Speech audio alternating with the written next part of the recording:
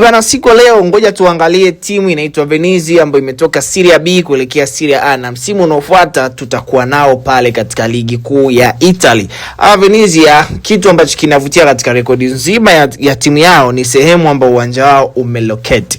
Uwanja unaingiza mashabiki 12,000 lakini imelocate katikati ya maji, yani katika pande zote uwanja umezungukwa na maji. Ni lazima wapinzani waweze kwenda kupanda boti kuufikia huo uwanja. Hata mashabiki wao nafikiri ambao wanakaa mbali lazima wapande boti kuufikia ule uwanja. Na kitu ambacho kinavutia. Kwa hiyo msimu unaofuata game ambayo itakuwa inapigwa katika uwanja wa Venezia, game yake ya nyumbani, inalazimisha hadi timu pinzani ipande boti kuweza kuufikia huo uwanja wa Venezia ambao umezungukwa na maji katika pande zote. Uwanja ambao unaingiza mashabiki 12,000 kama nilivyosema mwanzoni, lakini pia jina la utani la Venezia, majamaa hao wanaitwa the Wigny Lions.